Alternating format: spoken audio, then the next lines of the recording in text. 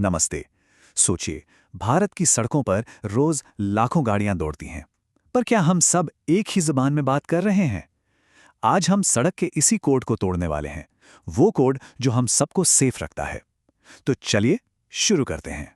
कभी इस तरह से सोचा है कि ये ट्रैफिक नियम, ये सिर्फ पाबंदियां नहीं है, ये तो अपने आप में एक पूरी भाषा है। एक ऐसी भाषा जिसे सड़क पर चलने वाले हर इंसान को समझना ही होगा, अपनी ही सुरक्षा के लिए। 400 से भी ज्यादा, ये कोई मामूली नंबर नहीं है। ये भारत में हर रोज होने वाले रोड एक्सीडेंट्स का आंकड़ा है। तो ये सिर्फ एक नंबर नहीं, ये एक बहुत बड़ी वार्निंग है कि इन नियमों को समझना कितना कितना जरूरी है। तो जैसा मैंने कहा, ये ट्रैफिक रूल्स सिर्फ पाबंदियां नहीं हैं, ये एक कॉमन लैंग्वेज है जो सड़क पर हर किसी को सेफ रखने के लिए बनी है। और पता है, इस भाषा की सबसे अच्छी बात क्या है? इसकी अपनी एक ग्रामर है। देखिए, सड़क के जितने भी साइन हैं, उन्हें बस इन 3 मेन कैटेगरीज में बांटा गया है। चलिए एक एक करके समझते हैं कि ये क्या है। तो चलिए इस कोड को क्रैक करने का पहला स्टेप लेते हैं। सबसे पहले बात करते हैं ट्रैफिक साइंस की, मतलब सड़क की विजुअल लैंग्वेज की। तो सबसे पहले आते हैं मैंडेटरी साइंस। इन्हें पहचानना बहुत आसान है। ये हमेशा गोल, मतलब सर्कल शेप में होते हैं। इन्हें एक ऑर्डर की तरह समझिए, जैसे स्टॉप या नो एंट्री।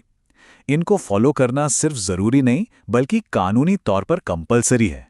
अच्छा, दूसरी कैटेगरी है कॉशनरी साइंस, यानी चेतावनी देने वाले संकेत। ये आपको ट्रायंगल यानी तिकोने शेप में मिलेंगे।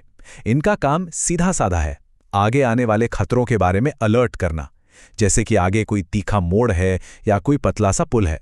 ये वार्निंग्स सेफ्टी के लिए बहुत बहुत ही जरूरी है। और फिर आती है तीसरी कैटेगरी, इंफॉर्मेटरी साइंस। ये आपको रेक्टेंगुलर शेप में दिखेंगे। इनका काम है इंफॉर्मेशन देना, मतलब ये आपको रास्ता बताते हैं या ये बताते हैं कि पास में हॉस्पिटल या पेट्रोल पंप कहाँ है। तो ये तो हो गई साइंस की बात। अब इन स्थिर संकेतों से आगे बढ़ते हैं और सड़क पर चलने के डायनामिक रूल्स को समझते हैं, मतलब गाड़ियां एक दूसरे के साथ कैसे चलेंगी। एक बहुत जरूरी कॉन्सेप्ट है राइट ऑफ वे।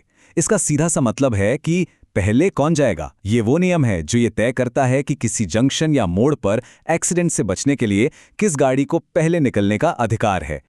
तो इस नियम को असल में इस्तेमाल कैसे करें? बहुत सिंपल है।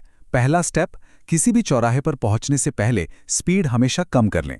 दूसरा, अपने दाहिने हाथ की तरफ से जो ट्रैफिक आ रहा है उसे रास्ता दें। तीसरा, अगर किसी गोल चक्कर में जा रहे हैं तो जो गाड़ियां पहले से चक्कर के अंदर हैं उन्हें जाने दें।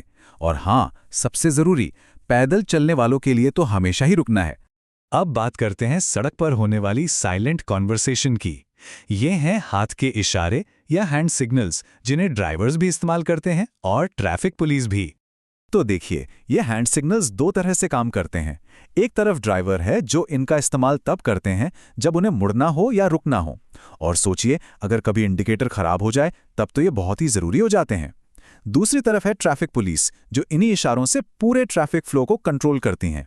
ड्राइवर्स के कुछ और जरूरी सिग्नल्स भी होते हैं, जैसे अगर गाड़ी धीमी करनी है तो हाथ को ऊपर नीचे हिलाना, या अगर रुकना है तो हाथ को सीधा ऊपर उठा देना।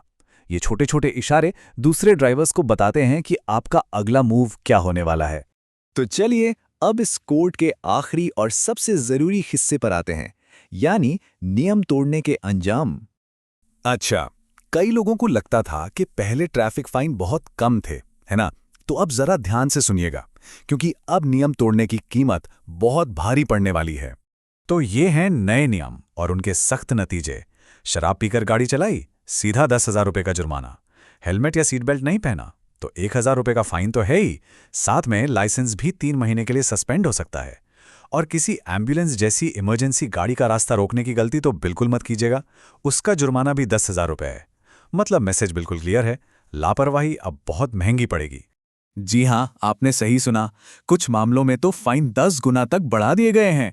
सरकार का इरादा एकदम साफ है, रोड सेफ्टी को लेकर अब जीरो टॉलरेंस पॉलिसी है। तो इन सब नियमों को जानने का फायदा क्या है? इसका सीधा सा मतलब है कॉन्फिडेंस। जब आपको रूल्स पता होते हैं ना, तो सड़क पर गाड़ी चलाने का कॉन्फिडेंस अपने आप बढ़ जाता है। तो आखिर में बस यही कहना है कि इन नियमों को सिर्फ कानून की किताब का हिस्सा मत समझिए। सड़क पर जब भी कोई नियम माना जाता है, तो वो सड़क पर मौजूद हर दूसरे इंसान के सेफ्टी के लिए किया गया एक वादा होता है। यह हम सब की एक साझी जिम्मेदारी है। खुद भी सुरक्षित चलिए और दूसरों को भी सुरक्षित रखिए।